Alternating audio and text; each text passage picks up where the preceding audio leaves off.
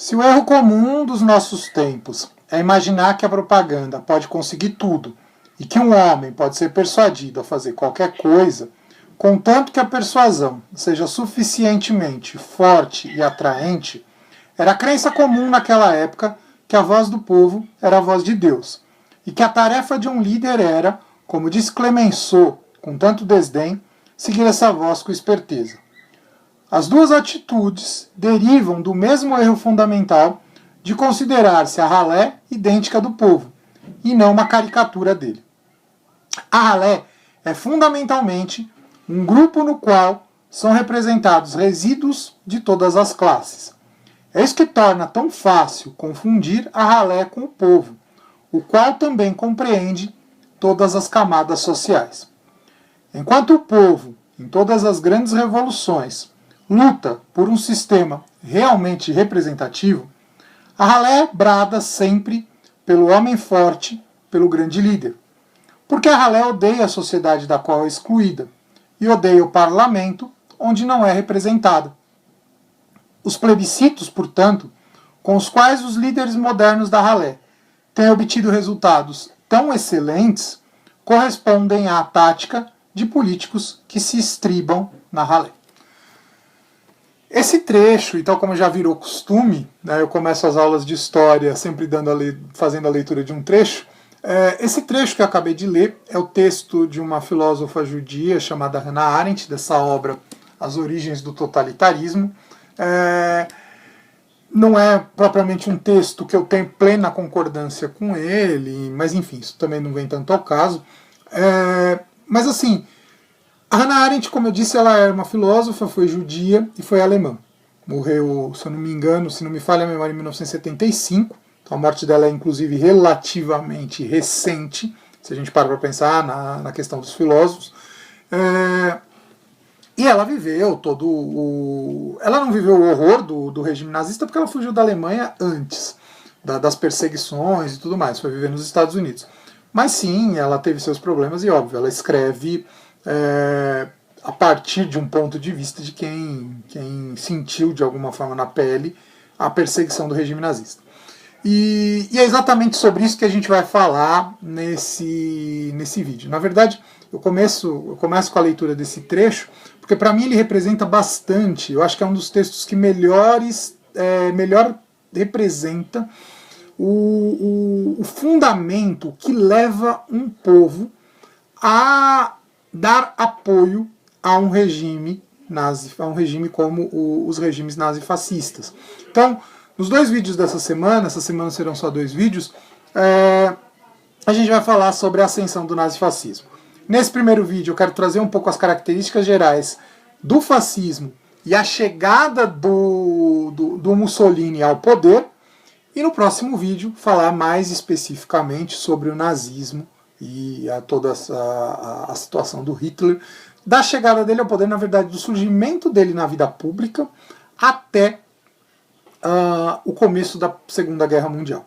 Eu vou terminar esses vídeos dessa semana colocando a gente às portas da Segunda Guerra Mundial, e aí na próxima semana a gente vai fazer um intervalo, porque a gente vai voltar lá na história do Brasil e falar sobre o regime de Getúlio Vargas. Antes ainda de eu começar, eu acho que vale a pena fazer uma observação. Hoje a gente está ouvindo falar muito sobre fascismo. Eu acho que qualquer um de vocês que tenha acompanhado o mínimo que seja os noticiários ou as redes sociais e tudo mais, a gente tem visto muito sobre fascismo. Grupos que se denominam antifascistas, né, que se colocam principalmente contrários ao governo atual, grupos dentro do próprio governo, grupos que estão aí no poder, se digladiando, e muitas vezes um acusa o outro de fascista, de nazista, faz referência aos movimentos nazifascistas. Só nessas últimas semanas a gente teve o ministro da Educação, aquela figura, porque eu tenho verdadeira repúdio, falando sobre a perseguição que ele passou, que ele compara à Noite dos Cristais, que eu vou comentar no próximo vídeo. Assim como a gente teve o ministro da STF fazendo referência à República de Weimar e à ascensão do Hitler ao poder. Enfim, eu não vou ficar fazendo muito essa comparação entre o regime atual, o governo atual que a gente vive, com o regime fascista. Mas eu vou tentar trabalhar a coisa para vocês chegarem às conclusões de vocês. Eu tenho a minha conclusão bem clara, né? A minha visão é bem clara em relação a isso. Mas em outro momento posso comentar sobre isso, embora não seja segredo nenhum para ninguém que eu sou visivelmente contrário a esse governo. Bom, vamos tentar entender o contexto em que a Europa se encontra na ascensão dos regimes nazifascistas. Então, os dois principais países que vão passar pelo regime nazifascista é a Itália e a Alemanha, não são os únicos. A gente vai ter regime nazifascista, fascista, né, não nazista. A gente vai ter regime fascista na Espanha, a gente vai ter regime fascista em Portugal, a gente vai ter regimes fascistas fora da Europa. Quando a gente pega, por exemplo, o próprio regime, o próprio governo do Getúlio Vargas tem fortes características fascistas, né? Inclusive, o Vargas por muito pouco não entrou na guerra do lado do Hitler, mas isso vou comentar com vocês nas videoaulas a partir da semana que vem. Então, assim, em outros lugares do mundo vão ver regimes parecidos com o regime fascista. A Europa ela se encontra em crise. Afinal, terminou a Primeira Guerra. A Primeira Guerra aconteceu no solo europeu. A gente tem combates em outros lugares do mundo, tal, mas a Europa se encontra em crise. Todos os países, de uma forma ou de outra, saem afetados com o fim da Primeira Guerra Mundial. Alguns muito mais, como a Alemanha, outros muito menos, como a Inglaterra e a França, que foram as duas vitoriosas. Mas, de uma maneira geral, todas as nações europeias saem atingidas, saem fragilizadas da Primeira Guerra Mundial. O país que mais sai vencendo realmente da Primeira Guerra Mundial e que vai acabar começando aí a trilhar seu caminho de grande potência são os Estados Unidos. Que aí a gente vai ver que a crise de 29, que é um assunto que eu vou trabalhar um pouco também na semana que vem, ela está muito relacionada ao fato dos Estados Unidos se dar bem aí com o fim da Primeira Guerra Mundial. Então, a Europa sai bastante destruída, sai bastante prejudicada, e a Alemanha é o país que mais sai prejudicado em tudo isso.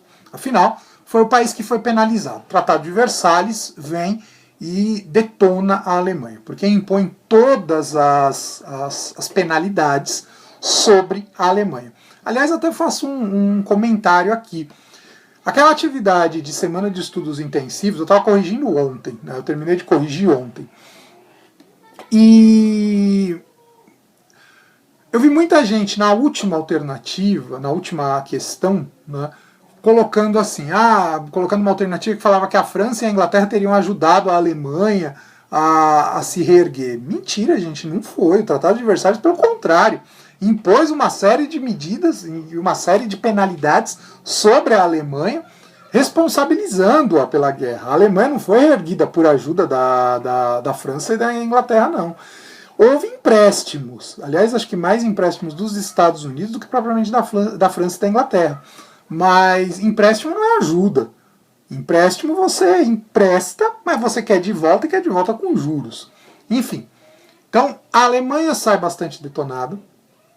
A Itália, embora tenha entrado na guerra do lado vitorioso, como a gente já comentou, porque ela muda de lado, né, antes ainda da guerra, a Itália ela não teve vantagens em ter lutado do lado da Entente Cordiale. Ela praticamente sai também detonada. E aí você tem, ao mesmo tempo, isso na Itália, na Alemanha e na Europa como um todo, uma grande insatisfação, o continente bastante prejudicado e o movimento comunista ganhando força. Afinal, a Revolução Comunista na Rússia deu certo, os bolcheviques chegaram ao poder.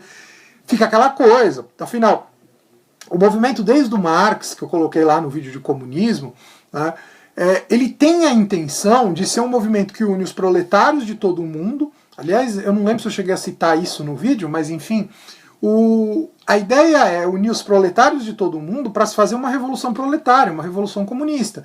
O comunismo em princípio, essa ideia que o Marx vai defender, não tem como o comunismo dar certo se ficar só em um país. Né? A revolução precisa exatamente para superar o capitalismo no mundo todo. Para evitar que a revolução aconteça, começam a surgir grupos do que a gente chama de extrema-direita. Em algum momento eu quero fazer um vídeo para vocês falando um pouco dessa diferença de direita e esquerda e tudo mais, para ficar mais claro.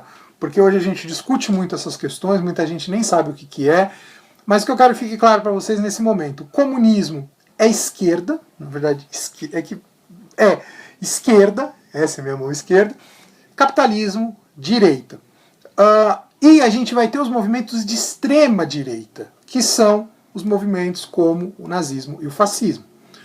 O fascismo italiano, né, e primeiro, o nome já diz muita coisa. O que é fascismo? Vem de fascio, né? Fácil, fascio. Em italiano, SC tem som de X, tanto que é mais correto até a gente falar fascismo. O fascismo, o que é o fascio? Era um símbolo romano em que você tem lenha, né, gravetos, melhor dizendo, em volta de um machado. Esses diversos gravetos formariam, eu vou ver até se eu coloco como thumb do vídeo, esse símbolo. Esses gravetos unidos, eles são difíceis de quebrar. E aí o machado, obviamente, representa a questão da violência. Então, é unir o povo, unir a sociedade contra um inimigo comum. Quem é esse inimigo comum? Basicamente, é todo mundo que não é fascista. Mas você vai ter um inimigo específico, que é o judeu. E aí eu vou comentar mais disso no próximo vídeo. O Mussolini não é tão antissemita, né, aqueles que são contrários aos judeus, mas é anticomunista. O Hitler é mais. Então você tem uma forte ideia de que há necessidade de unir o povo. E aí você pode pensar, isso não é parecido com o comunismo? Tem uma certa semelhança no discurso, mas não no objetivo e nem na essência. Porque não é unir o povo contra o capital, contra os exploradores, para fazer uma situação justa. No trecho que eu li aqui fala ali, o povo, quando faz revolução, quer chegar em alguma coisa que lhe represente. A revolução defendida pela Ralé, que é esse grupo que não tem muita identificação, é contra algo que vem de fora. Então você vai ter uma forte defesa do nacionalismo. Isso é uma característica muito própria do fascismo. Você tem a ideia de que o povo daquela nação é superior aos outros. Então a nação tem que ser valorizada, a ideia da nação está acima de tudo. O movimento comunista, como eu acabei de dizer, ele é o contrário. Né? Você não vai valorizar o nacionalismo, a nacionalidade, você vai valorizar o proletariado. O proletário do outro país é meu irmão. É essa a ideia que os comunistas vão defender. Pro nazismo não, pro nazifascismo não. O todo dentro da nação tem que estar unido para o bem da própria nação. E aí vocês podem pensar, mas isso não é bom? Não da forma como é colocado, porque você precisa de um inimigo em comum. E aí o inimigo em comum geralmente vai ser visto como aquele que é diferente. E entra aí uma questão muito clara dentro do pensamento. Por que a gente diz que o nazifascismo é de esquerda, ou o nazifascismo é de direita, o nazifascismo é de direita e vai se opor ao comunismo? Porque o comunismo defende, existe a luta de classes, a classe, eu me oponho ao meu explorador, eu como proletário me oponho ao burguês e por isso preciso fazer uma revolução contra esse burguês. Pro nazifascismo, eu preciso me unir ao burguês, eu preciso me unir ao aristocrata contra um inimigo em comum. E muitas vezes esse inimigo comum vai ser o bolchevique, vai ser o comunista. Né? Vai ser aquele que de alguma forma acaba com a paz, acaba com o equilíbrio que deveria haver numa nação. Então, é uma ideia de um conformismo extremo. Eu tenho que aceitar essa situação porque é o meu irmão da minha nação que pode estar me explorando, mas assim, a nação vem acima da raça. É essa a ideia da raça. Ó. A nação vem acima da classe a qual eu pertenço. Eu não tenho que me identificar com o fato de eu ser pobre, proletário, explorado com os outros. Eu tenho que me identificar pelo fato de eu ser, no caso aqui vou pegar o nosso exemplo, eu ser brasileiro, e eu sou brasileiro, assim como o rico é brasileiro também, então eu vou me identificar com ele e juntos nós vamos lutar por um Brasil melhor. É essa que é a ideia. Ah, mas que Brasil melhor é esse?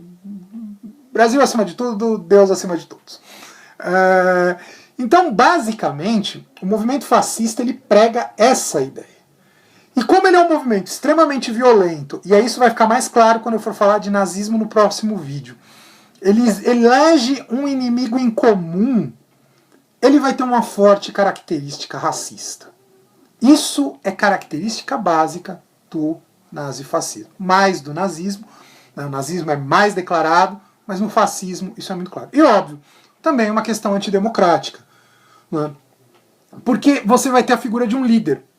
Mussolini na Itália, Hitler na Alemanha, o grande líder que vai guiar a população ao seu futuro brilhante, ao seu futuro, né, próspero, aquele que a grandiosidade que a nação está reservada. No caso da Itália, eu sei que o vídeo já está passando um pouquinho, mas eu quero terminar e rapidamente falar da Itália. No caso da Itália, em 22, Mussolini vai fazer uma marcha sobre Roma e a partir daí ele vai ser declarado o Duce. Duce é o condutor. Então ele vai ser declarado o grande líder da Itália. A marcha sobre Roma dos camisas pretas, né, que é o símbolo um dos outros símbolos dos fascistas, é o que vai levar o Mussolini ao governo. Para encerrar a fala sobre o Mussolini, eu quero fazer a leitura de um trecho e depois a gente passa para o próximo segundo vídeo, falando propriamente do Hitler.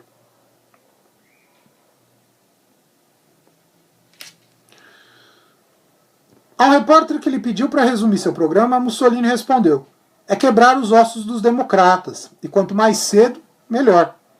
Em outubro de 22, decidiu desafiar o governo diretamente ao mobilizar os fascistas país afora.